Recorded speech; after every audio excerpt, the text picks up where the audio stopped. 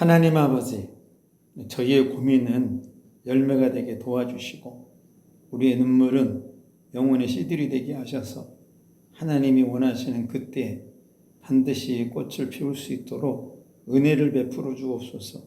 오늘도 존귀한 목사님들 축복해 주시고 목사님들 회에 성령의 말하게 하심을 따라 말하는 오순절에 그 성령이 충만해지게 하시고 섬기는 교회에 보낼 자를 보내셔서 이 시대 말에 그리스도 예수를 드러내기에 조금도 부족함이 없는 교회들로 주께서 인치시고 세워주옵소서. 오늘도 이 짧은 시간 요긴하게 하시고 우리 서로가 하나님이 바라보는 그곳에 같이 서 있을 수 있도록 지혜 내려주시기를 살아계신 예수님 이름으로 기도드립니다. 아멘. 네, 오늘은 우리 이제 왕 같은 제사장입니다. 두 번째 시간으로 이제 견대인데요. 그게 이제 출애굽기 28장 7절에 보면 그것에 어깨바지 둘을 달아 그 두 끝을 이어지게 하라. 그래서 이 어깨바지가 우리가 말하는 견대입니다.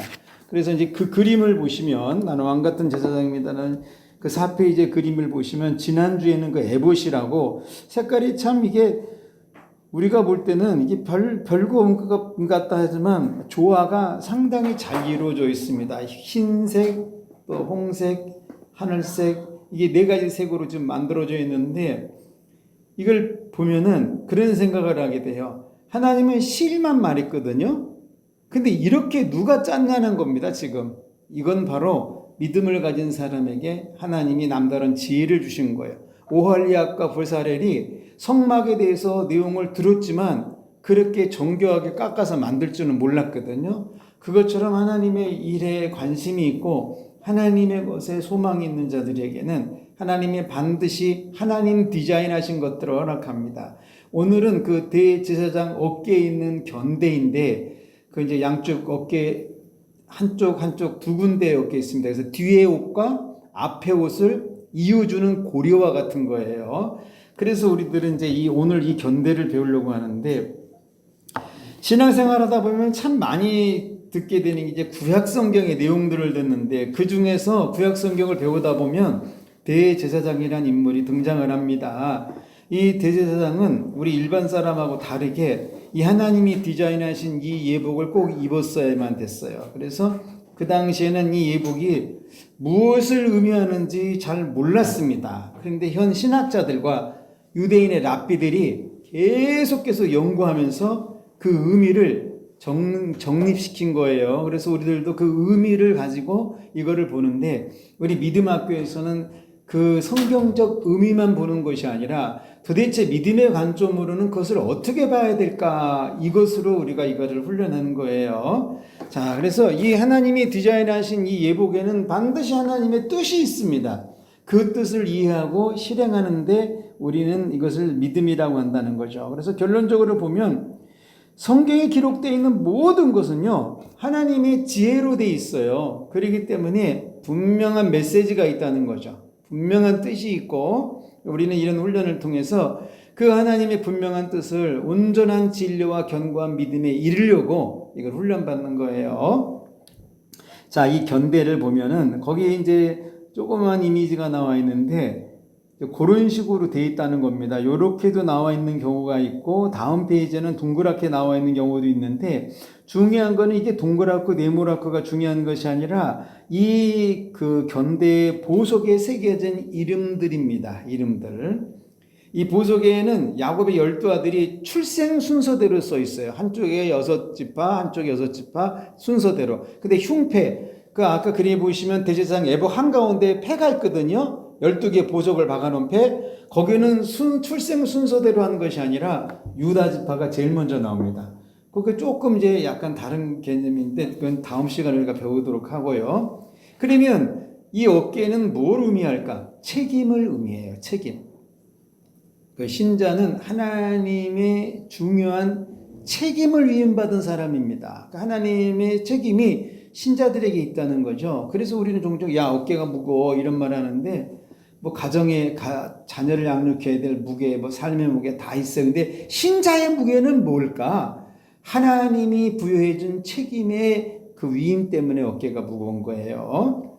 뭐 대충대충 한 것은 신자도 아니죠. 사실 자기 사명도 모르는 거고, 그러니까 주일도 대충, 11조도 대충, 이건 믿음도 아닙니다. 신자도 아니고 사명도 책임도 아니에요. 신자는 자신의 사명에 반드시 책임을 지는 사람입니다. 하나님의 부름받은 소명의 사람은요, 분명한 사명이 있기 때문에 그걸 책임져야 돼요. 그래서 제가 보는 관점인데, 성경을 쭉 쥐어 짜보면 부르심이란 소명과 보내심이란 사명, 이것이 함께 공존하고 함께 가는 것이 저는 교회라고 보는 관점을 갖고 있습니다. 그래서 우리는 이 사명을 즐거워야 된다는 거죠. 기뻐하고 행복해하고. 하나님은 세상 자식에게 이걸 주지 않았거든요. 위로부터 다시 태어나지 않은 사람은 이 사명을 줘도 책임을 다하지 않기 때문에 주시지도 않습니다. 이 사명은 위로부터 다시 태어난 자에게만 주세요. 그래서 예수님 피로 죄사함 받은 자들, 하나님 예수님이 영생을 갖고 있는 자들, 그러니까 굉장히 위대한 축복이죠. 그러니까 하나님께서 내 어깨 하늘에 책임을 주시니 자랑거리입니다, 사실은. 그런데 사람들은 이것을 자랑하지 못하니까 자꾸 세상 것을 자랑하는데, 교회 와서까지도 자꾸 세상을 자랑하죠. 신자는 자기 사명을 자랑할 줄 알아야 돼요. 그리고 그 사명을 누구에게 전가할 필요도 없는 거고, 우리 인간들은 아담의 DNA를 물려받잖아요. 아담의 DNA 첫 번째가 뭐죠? 남에게 책임을 전가하는 DNA. 그런데 우리 하나님은요, 아무리 책임을 전가해도 아담이 지은 죄값은 반드시 받아냅니다. 어떤 사람들은 막 주일 바빠서 못 지킨다고 그래요. 그건 사실은 이유가 아니죠. 또 사실은 바빠서 안 지키는 게 아니라 드릴 믿음이 없어서 안 지키는 거예요. 내가 주일 지키려는 믿음만 가지고 있잖아요. 그러면 우리 하나님은 주일 예배를 드릴 수 있는 환경을 어떻게든 만들어 주십니다. 종종 11조가 너무 아깝다. 액수가 커지니까 부담도 되고 쓸 돈도 없다. 그러면서 이 11조 드릴 책임을 나 먹고 살 거 없어, 이런 데다가 전가하는 사람도 종종 있거든요. 그런데 우리는 사고를 좀 다르게 해야 되겠죠. 관점을. 나는 11조를 하나님께 드릴 책임이 있다. 이런 말하면 안 되냐는 겁니다. 나는 11조를 드릴 사명을 하나님께 받았다. 뭐 이런 자랑하면 재앙받나요? 그렇지 않거든요. 주일은 내가 하나님을 만나는 가장 중요한 날이다. 이거 외치면 인생 망치는 것도 아니란 말이에요. 그런데 이상하게 믿음 없는 습관과 악한 습성에 물들어가지고 이런 걸 자랑하지 않습니다. 그래서 사명 있는 사람은요, 하늘의 부탁을 책임지는 사람이에요. 하늘의 부탁.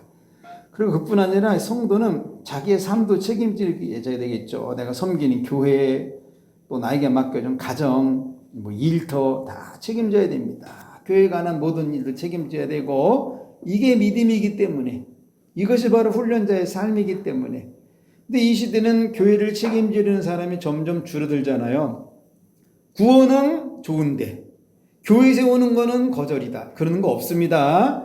구원받은 자는 교회 세움하고 동일한 비례를 하고 가게 돼 있어요. 그러니까 구원의 확신이 없든지 예수님께서 부여한 사명의 초점이 흐릿하든지, 그래서 그렇지 예수님을 만나서 사명이 어깨에 있는 사람은요, 교회를 책임지려는 그 마음이 흔들리지 않습니다.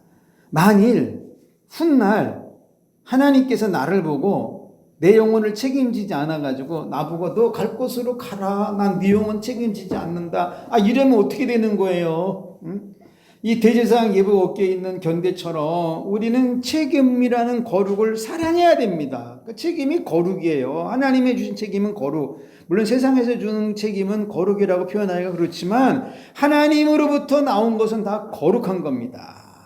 그리고 이 견대는 이제 보석이 달려 있다고 그러는데, 이 보석을 기념보석이라고 그래요. 그래서 히브리 말의 원뜻을 보면 상기시킨다. 그래서 기념인 겁니다. 보기만 하면 뭐가 떠올라. 보기만 하면 말 그대로 자기 책임을 늘 상기하고 기억시킨다는 겁니다. 그래서 훈련자는 자기 책임을 늘 생각하고 살아가야 돼요. 그렇다면 오늘 훈련의 핵심은 뭘까? 훈련의 책임은 어떤 것이 있을까? 첫째로는 그 양쪽 어깨에 견대를 갖고 있는 대제사장의 책임이 그랬어요. 모든 그 이스라엘 백성들을 견고하게 세워주는 책임이 있듯이 우리 훈련자들은 처음 교회에 나온 신자의 믿음을 세워줘야 될 책임이 있습니다. 이 대제사장 이 견대는 보는 사람으로 하여금 평안과 위로를 주는 표식이거든요. 그걸 보면서 와, 우리 지파가 저 양반 어깨에 있구나 하면서 위로를 받는단 말입니다. 항상 평안을 얻고. 그러니까 새로운 신자에게 교회의 지도자나 교회에 대한 잘못된 정보를 집어넣어가지고 새 신자의 영혼을 망가뜨려서 교회를 떠나게 하는 거는요, 자신의 영혼을 망하게 하는 지름길이에요. 그러니까 이게 책임이라는 건 뭘까? 새로 나온 성도들, 새로 나온 신자들을 견고하게 세워주는 책임이라는 거죠. 마치 뱀이 하와에게 선악과에 대한 잘못된 정보를 집어넣어가지고 하와가 그것을 먹고 에덴에서 쫓겨나게 한 것과 같다는 거죠. 그러니까 새로운 신자들에겐 잘못된 정보를 집어넣으면 그건 아주 나쁜 책임자라는 겁니다. 성경은 이런 사람들을 보고 뭐라고 그랬느냐? 연자맷돌 쥐고 바다에 빠지는 것이라고 그랬어요. 말 그대로 지옥 가는 거죠. 그래서 신자는 새로운 신자를 오직 진리로 양육해야 됩니다. 진리로. 그리고 믿음으로 세우는 책임자의 모습이 있어야 돼요. 또 이 견대에 보면 그 견대 옆에는 그 견대 물린 이 보석을 보면요, 그 보석이 깨지지 않도록 금을 테두리에서 만듭니다. 금을. 그러니까 보통 그 잘 깨지기 쉬운 옥이 있거든요. 중국에 가면 옥이 있어요. 그 옥반지를 오래 끼게 하려고 안에다가 금으로 동그랗게 입혀가지고 그 옥반지를 만듭니다. 그래서 둥그런 팔찌도 마찬가지고 깨지지 말라고. 그러니까 이 그 보석, 호마노라는 이 보석도 깨지지 말라고 옆에다 믿음으로 또 금으로 또 동그랗게 두르는 거거든요. 그래서 이 금은 도대체 왜 둘렀을까? 변찮은 믿음을 강조하려고 했다는 거죠. 이 두 개의 보석에 물려진 금은 그 훈련자의 믿음을 말합니다. 그리고 이 믿음만이 그 안에 6지파를 꼭 묶어서 하나로 만들거든요. 흔들림이 없이, 금간 것이 없이, 깨지는 것이 없이. 그래서 이 금으로 그 보석을 단단하게 보호하고 있다는 거죠. 그러니까 이 새신자가 궁금증을 가지고 무엇인가 물으러 올 때 아주 지혜롭고 은혜로운 답을 해주는 게 바로 새신자를 믿음으로 세우는 거예요. 이게 금으로 둘러싼 견대의 역할이라는 겁니다. 그 사람들이 왔어요. 그 12지파가 그 보석에 이름이 새겨져 있듯이 누군가 왔다면 그들이 딱 하나 되도록 믿음으로 묶어주는 이 작업. 그것이 바로 어깨의 견대라는 거죠. 책임과 의무를 다하는 모습. 내가 바로 서 있어야 되겠죠, 이러려면. 그래야지 그 모습을 보고 새로운 신자가 신앙을 세울 거 아니에요. 이거만큼 귀한 영적 교육과 프로그램 없습니다. 이 훈련자가 견고히 서 있고 단단히 서 있고 온전하게 서 있는 것만큼 탁월한 영적 교육 프로그램은 없다는 거예요.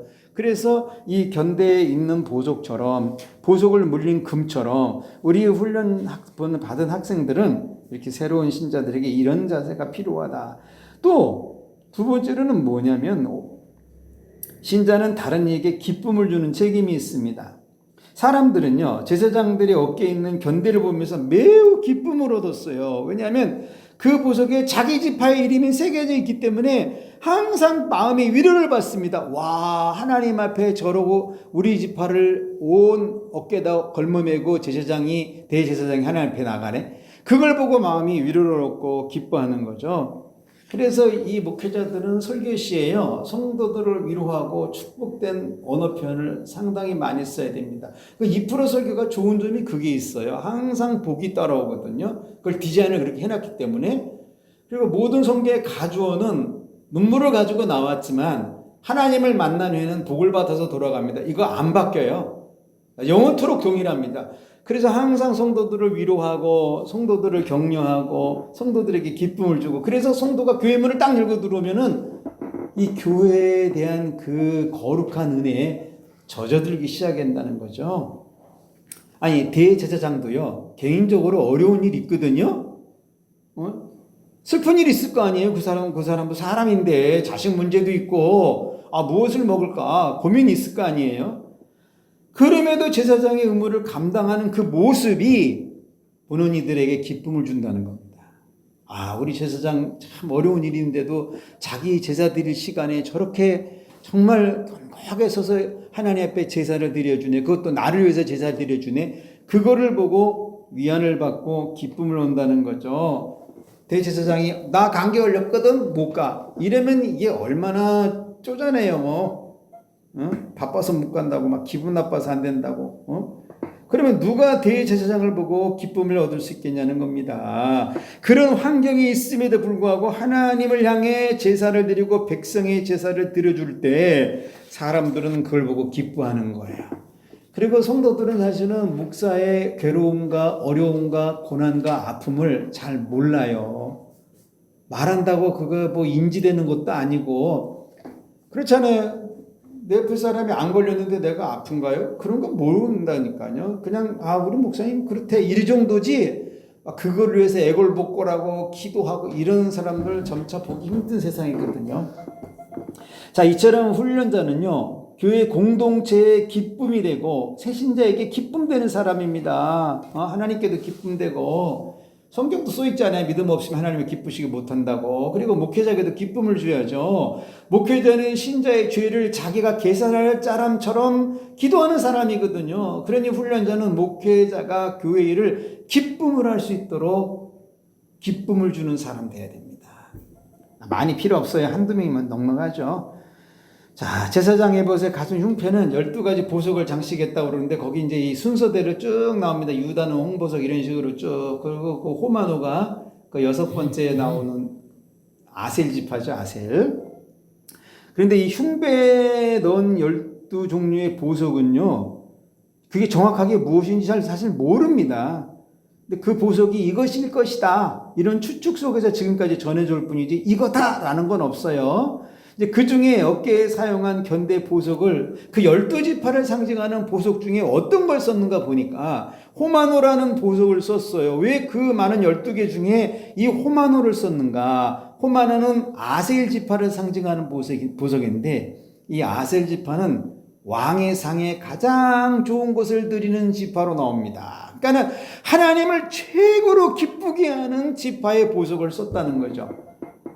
이 사람들 참 대단한 것 같아요. 근데 이게 하나님이 이렇게 하셨어요. 그러니까 훈련자는 가장 좋은 것으로 하나님을 섬겨야 될 책임이 있는 것을 분명하게 말하고 있는 거죠. 이게 하나님 기쁘게 하니까. 근데 레아는 자기 동생 나알과 자식 낳기 경쟁을 하다가 그 몸종 실바를 통해서 6번째 아들을 낳고 이름을 이제 아셀이라고 줬는데 이 이름의 뜻이 공교롭게 기쁨, 행복이라는 뜻입니다. 그러니까 동생 라헬이 너 아들 아무리 많이 낳아도 내가 6명 낳거든 나 이기지 못해 이런 뜻으로 줬다는 거예요. 내가 이겼다 후하하하 이런 기쁨이 참 어찌 보면 좀 유치해요. 굉장히 유치해. 도대체 아이 많이 낳는 게 뭐가 즐겁다고 막 이렇게 이름을 기쁘다 행복이다 이렇게 줬을까. 그러나 그때는 아들을 많이 가지는 게 재산이고 축복으로 생각하는 문화가 있었기 때문에 그렇습니다. 그리고 야곱과 모세가 죽으면서 12지파를 축복을 하거든요. 그때 이제 아셀에게 그렇게 말하죠. 아셀은 자기에게서는 가장 기름진 것으로 하나님을 영화롭게 한다고. 그래서 훈련자는 모든 사람에게 기쁨과 행복을 주는 사명이 있다는 겁니다. 이거 노력하면 돼요. 안 하려고 그러니까 교회에서 계속 인상 찡그리는 거죠. 아니 왜 예수 만난 사람이 성령 충만한 사람이 기쁨을 주지 않냐는 거죠. 뭔가 잘못된 건데 이거 수정해 줘야 될 필요가 있습니다. 교회 와서 그냥 경건하고 거룩하고 이것만 할 것이 아니라 교회 나오면 사람에게 기쁨을 줄 수 있는, 교회 나오면 주의 종에게 행복을 줄 수 있는, 하나님께 영광을 올릴 수 있는 이런 모습으로 우리가 서 있자는 거죠. 정신병원에서 이런 통계를 냈어요. 사람이 스트레스 수치가 200이 넘으면 병들기 시작한다고. 그러다가 300이 넘으면 미치기 시작한다고. 근데 이 수치는 한 번에 그냥 200, 300을 찍는 게 아니라 많은 종류의 스트레스가 복합적으로 모여가지고 쌓인 경우인데, 근데 참 정신과 치료를 받을 수도 있지만 정신과 의사들이 그 얘기한 겁니다. 교회 나와서 찬양하고 예배드리고 말씀을 듣고 성도와 교제를 통해 세임을 얻게 되면 이런 것을 충분히 이긴다는 결과가 보고됐다는 거예요. 참 공교롭죠? 정신과 의사들이 약을 써야 되는데 이게 참 풀 수 있는 스트레스가 우리가 많다는 겁니다. 그래서 왕 같은 제사장이 했을 때는요. 왕처럼 모든 사람에게 기쁨과 행복을 줘야 된다는 겁니다. 모든 사람에게. 응? 이제 오늘날 교회를 보면 교회 나와서 기쁨과 행복을 얻기보다 여러 가지 스트레스를 받는 경우가 종종 있어요. 그런데 도대체 교회와 세상에 다른 게 뭐가 있을까요? 참 많죠. 그 중에 하나 꼽으라고 그러면 하늘나라의 기쁨이 있다는 겁니다. 교회는. 그래서 교회는 이 훈련자는 내가 받은 이 기쁨을 세상에 보여줘야 될 책임이 있는 사람이에요. 그리고 이 견대는 이제 아까 우리가 들었던 것처럼 출생순으로 이렇게 쭉 했는데, 레아가 낳은 자녀들이라고 무조건 첫 번째 기록하지 않았습니다. 레아는 자기가 낳은 아들들을 통해 라헬이 이긴 것에 대해서 스스로 좋아했지만, 그러나 하나님은 그런 의미로 12지파 이름을 새기지 않았다는 거죠. 공평하게 순서대로 기록합니다. 그래서 제사장 어깨 견대는 보이지 않는 원칙에 순종하는 게 들어있어요. 보이지 않는 원칙. 그 원칙이 뭐냐? 공평입니다. 공평. 분명하게 출생순으로 기록하거든요. 근데 제사장 가슴에 있는 흉배는 12개의 보석에서 유다 지파가 제일 먼저 들어가고 네 번째 아들이거든요. 그러니까 여기는 순서를 따지지 않고 하나님의 어떤 계대, 하나님의 어떤 이미지, 하나님의 계획, 하나님의 뜻, 하나님의 미래를 다 걸머진 한 사람, 그게 유다 지파였다는 거죠. 자, 그래서 훈련자는 모든 사람을 공평과 원칙으로 대하는 책임이 있습니다. 세상도 그렇잖아요. 공평하게 대하면 이렇게 분란이 일어날 일이 별로 없겠죠. 뭔가 내가 손해를 본다, 내가 정말 뭔가 너무 억울하다, 이런 게 자꾸 많아지니까 불평이 생기는 거고 또 법도 만들어지는 거고. 근데 이 교회는요, 이게 보면은 사회적으로, 교육적으로, 물질적으로 아주 다양한 레벨을 가진 사람들이 모입니다. 농촌에 가서 예배를 해도요, 어떤 사람은 논이 100마지기, 어떤 사람은 밭이 3마지기, 이 식으로 높낮이가 있어요. 물질적으로도 다. 어떤 사람은 소가 몇 개, 뭐 이런 식으로. 근데 교회가 만일 이런 것을 기준으로 한다면 분명히 무질서해집니다. 결국은 분별력을 잃어서 타락하게 되겠죠. 근데 교회는 이런 것을 방지하기 위해서 성경적이고 영적인 기준에 의해서 공평을 적용해야 돼요.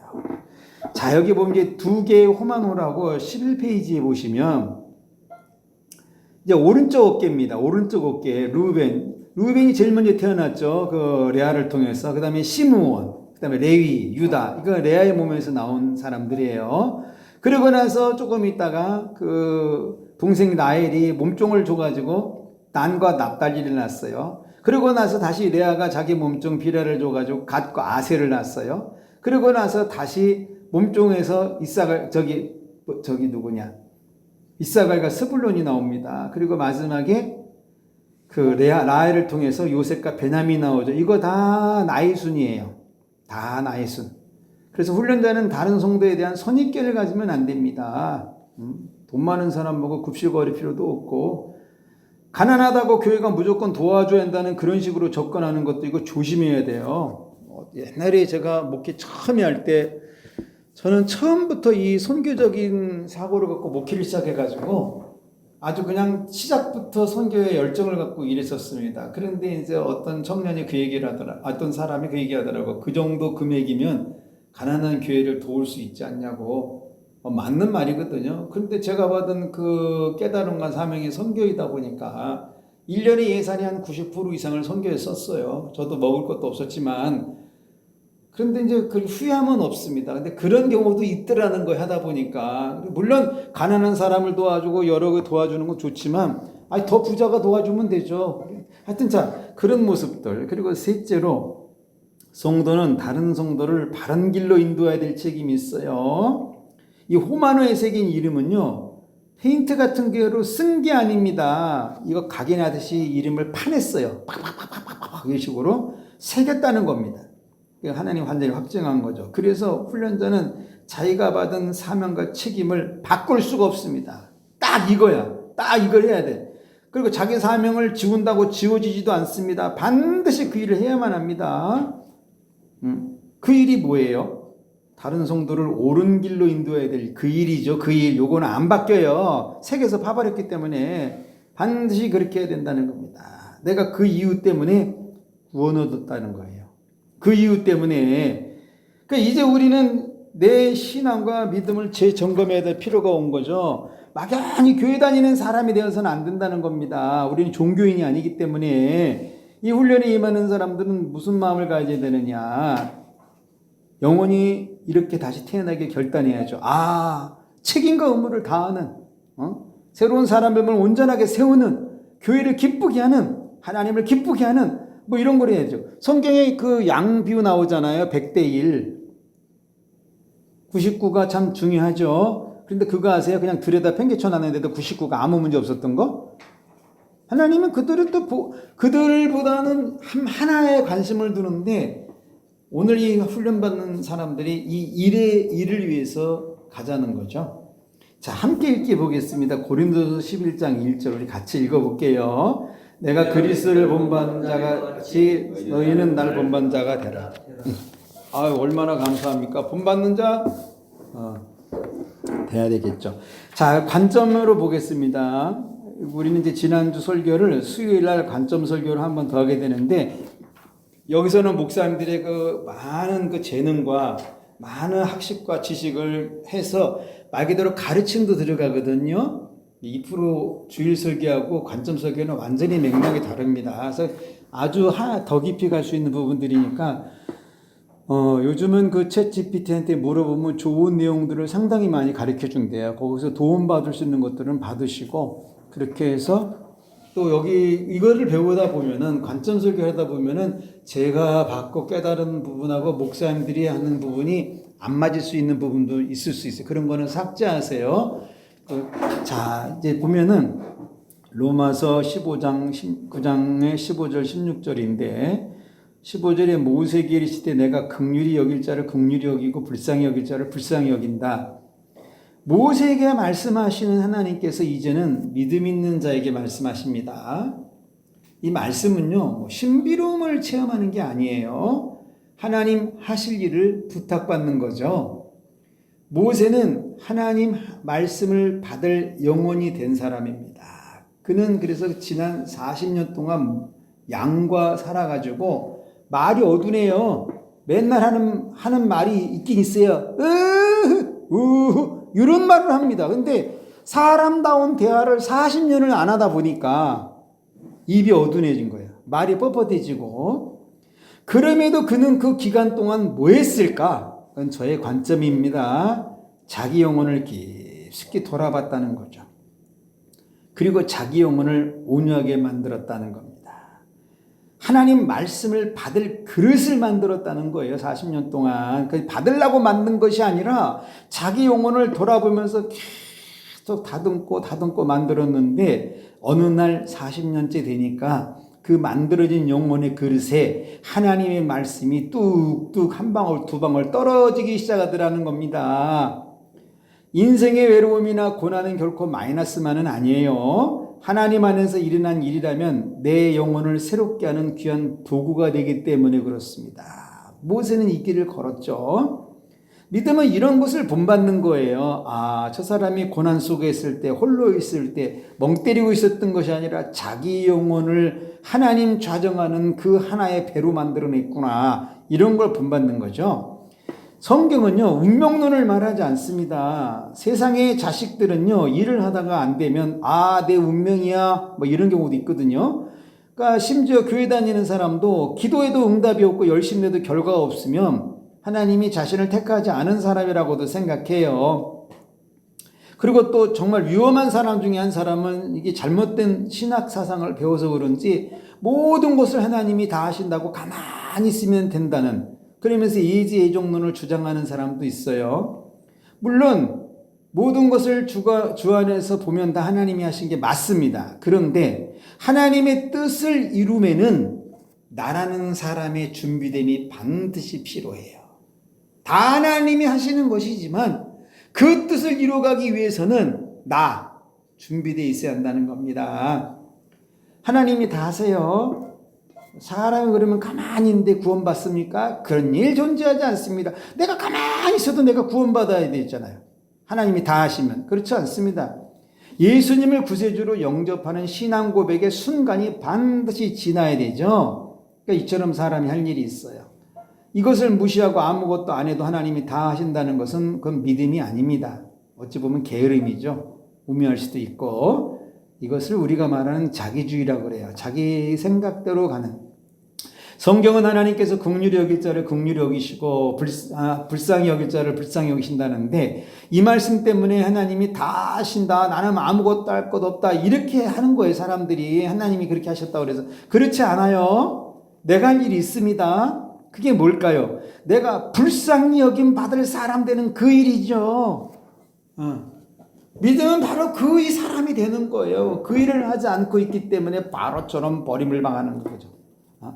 자, 16절. 그런즉 원하는 자로 말미암도 아니요 다른 박질한 자로 말미암도 아니라 오직 긍휼히 여기시는 하나님으로 말미암느니라. 이제 여기 완전 더 명확해요. 하나님이 딱 하신다. 너희들 아무것도 하지 말아라. 이런 뉘앙스가 보이거든요. 하나님은 그런데 사람의 중심을 보신다고 합니다. 내 중심이 하나님께 긍휼히 여길 받을 자가 되면 되는 거죠. 그래서 내 속사람인 영혼을 정결케 하는 게 바로 믿음이라는 거예요. 하나님은 불쌍히 여기는 그 범죄에 들어가는 것이 바로 믿음인 거죠. 하나님이 불쌍히 여기는 범주, 하나님께 불쌍히 여김 받는 것은 내가 원한다고 되는 것은 아닙니다. 그렇다고 내가 하나님의 긍휼을 원하지 않는 것은 또 아닌 거죠. 믿음은 하나님의 나를 불쌍히 여기는 영혼이 되도록 간절히 원해야 됩니다. 여기서 원하는 자로 말미암도 아니다 그러니까 내가 원해도 필요 없다 이게 아니라 그럼에도 하나님께 나를 불쌍히 여겨달라고 간절히 원해야 된다는 거예요. 그래서 기도할 때마다 나를 불쌍히 여겨주옵소서 이 기도가 나오는 겁니다. 심지어 하나님의 긍휼하심을 얻는 것도 내가 열심히 낸다고 되는 게 아니라고 좀 말하고 있어요. 네가 다른 박질 해봐라. 그렇다고 뭐 하나님의 긍휼이 여기냐 그런 거 없다. 이렇게 표현했어요 지금. 그런데 믿음은 하나님을 향해 열심 내는 거죠. 나의 열심을 보시고 불쌍히 여기실 때까지 다른 박질하는 그것이 믿음이라는 겁니다. 긍휼함은 하나님으로 맡는 게 맞아요. 하나님이 절대 주권이기 때문에. 그럼에도 그 절대의 주권에는 하나님의 기준이 있더라는 거죠. 믿음이 뭐예요? 그 기준이 들어가는 겁니다. 그것은 영혼의 온유함이죠. 하나님이 관심을 보이는 그 영혼, 하나님이 거할 수 있는 그 영혼 되는 거라는 거죠. 하나님이 말씀하실 수 있는 그 영혼. 요즘은 그 영혼의 하나님의 말씀을 받거나 듣거나 하는 사람들이 자꾸 줄어들다 보니까 세상 오만 것들이 그 영혼을 채워요. 그러니까 입에서는 끓임이 나오죠. 이 영혼이 되기 위해서 분명한 자기 기도 시간이 있어야 합니다. 모세는요 40년이라는 자기 시간이 있었어요. 그래서 모세는 40년 동안 양만 친 게 아니라는 거죠. 그는 그 기간 자기 영혼을 돌아봐요. 그리고 고통당하는 이스라엘 민족도 돌아보고 이르는 동안 모세의 영혼은 하나님의 긍휼을 얻을 영혼이 되어지는 거죠. 믿음은 이 영혼 되도록 자기 영혼을 만들어가는 거예요. 그래서 하나님 항상 사람의 중심을 모십니다. 그 중심이 영혼이거든요. 그 영혼이 온유한 영혼 되는 거죠. 인간의 외양으로는요 그 누구도 하나님께 불쌍히 여김 받지 못합니다. 모든 인간은 죄가 있고 악하기 때문에. 그러나 영혼은 죄사함을 통해서 정결함을 가질 수 있어요. 그래서 죄사함 받은 영혼은 하나님의 영에 거하시는 전이 되기도 한다는 겁니다. 그러니까 하나님은 지금도 그 영혼을 찾으세요. 교회는 그 한 영혼이 있어야 하는 것이고. 자 17절 성경이 바로에게 이르시되 내가 이 일을 위하여 너를 세웠다. 바로에게는요 하나님이 말씀하셨다라고 하지 않아요. 성경이 말씀했다고 합니다. 왜 그랬을까? 바로는 하나님 말씀을 받을 영혼이 안 되기 때문입니다. 바로는 말씀 받은 모세에게 오히려 말씀을 듣죠. 그럼에도 바로는 완악함 때문에 그것 자체를 믿지 않아요. 그래서 바로는 불쌍히 여김에서 탈락되는 겁니다. 지금도 하나님은 주의 종을 통해서 하나님의 말씀을 전하거든요. 그것을 듣고 깨달으면 그래도 구원 얻을 기회를 갖게 돼요.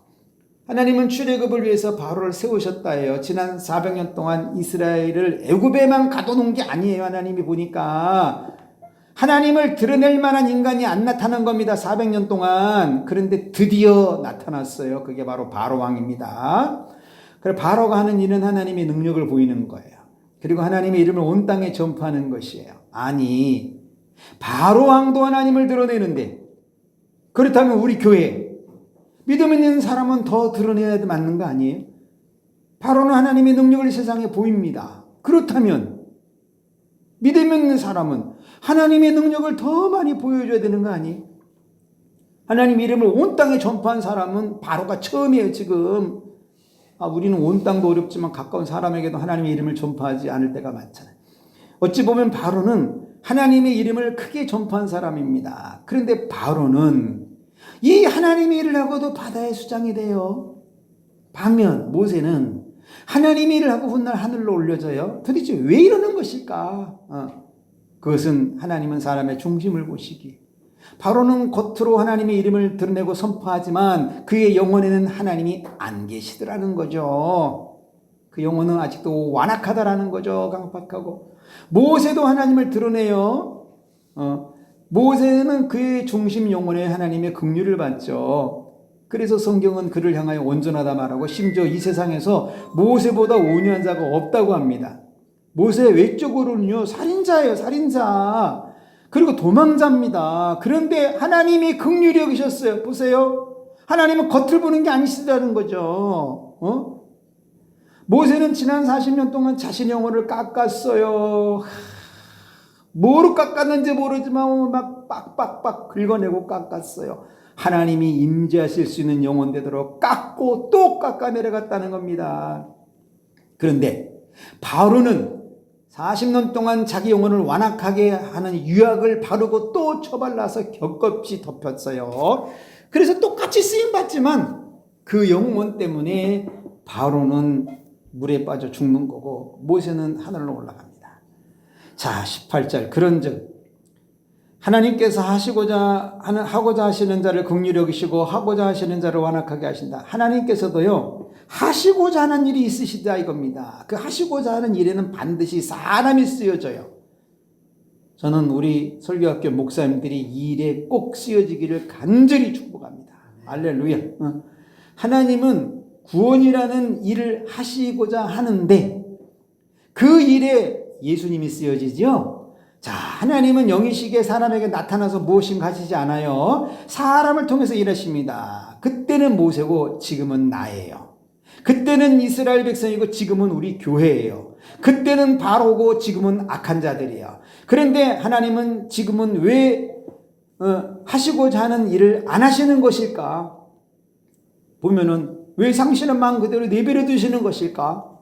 그건 이제 하나님이 하시고자 하는 마지막 일 하나가 남아있거든요. 하나만. 그것은 세상을 완전히 멸하시는 일입니다. 이것도 사람이 합니다. 그 사람이 바로 하나님이신 예수님이세요.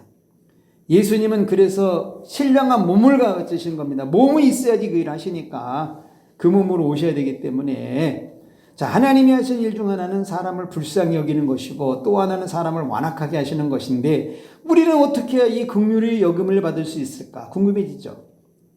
그것은 중심에 달려있다니까요. 중심이 온유하면 긍휼히 여김 받는 거고 중심이 악하면 완악하게 여김 받는 거예요. 이게 자, 믿음은 그래서 뭘까? 이 긍휼을 받는 사람 되는 거죠. 하나님은 지금도 하시고자 하는 일이 하시는데 그때는 400년을 기다리신 것처럼 지금은 거의 2000년을 기다리시죠. 그만큼 영혼에 온유한 사람이 나타나지 않은 거로 볼 수 있어요. 그러면 지금 교회 갈 일이 뭘까? 영혼의 정결함을 이루는 거죠. 바로는 하나님이 악하게 하시기도 하지만 그 스스로 자체가 악합니다. 이게 무지무지 중요해요.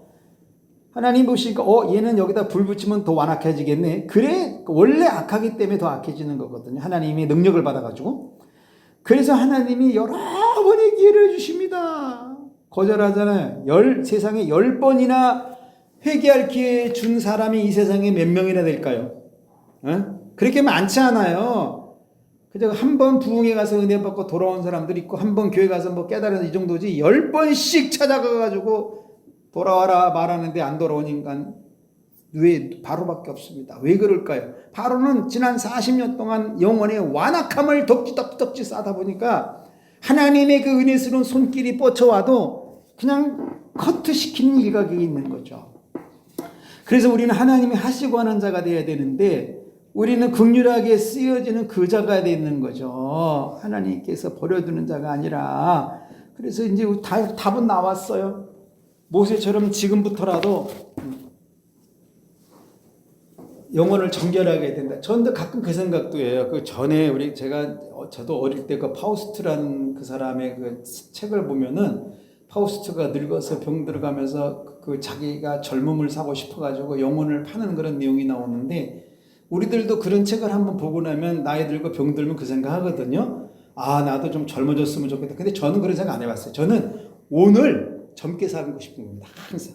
오늘 아주 행복하게 살고 싶은 거예요. 그래서 오늘이 나의 가장 젊은 날이다. 오늘 가장 행복한 날이다. 오늘 하나님께 긍휼 받는 날이고 오늘 하나님께 불쌍히 여긴 그냥 이런 마음으로 물론 나이는 먹겠죠. 근데 그렇게 지금 갑니다. 그래서 후회함이 없이. 자, 그래서 우리 목사님들 요거 관점 설교 좀 잘 다듬어 만드셔가지고 여기 나오는 모든 내용은 그냥 성경 한 절만 보고 제가 그냥 만들어낸 거기 때문에 신학적이나 노선이 잘못될 수도 있어요. 그러니까 그런 거는 목사님들이 지혜롭게 카타. 근데 아직까지 한 번도 신학 노선에 걸려본 적은 없습니다. 하나님도 그렇게 하시지도 않고. 그런데 그래서 목사님들이 좀 잘 만드셔가지고 예화 들 거 있으면 꼭 넣으세요. 저는 요것만 말해도 시간이 한 20분 가거든요. 근데 좋은 예화 있으면 넣으셔가지고 그 성도들 잘 양육해서 극상품의 포도주 꼭 만들 수 있기를 부탁드리겠습니다. 자, 기도하시겠어요? 하나님 아버지, 우리 귀하신 목사님들 한 영혼을 천하보다 귀한 심정으로 가슴에 품고 눈물의 강을 건넙니다. 우리 목사님들의 눈물이 떨어진 영혼마다 다 정결해지게 도와주시고 그들이 하나님 긍휼 여김 받아 이 시대에 쓰임받아 되는 자들 되도록 은혜 내려 주옵소서.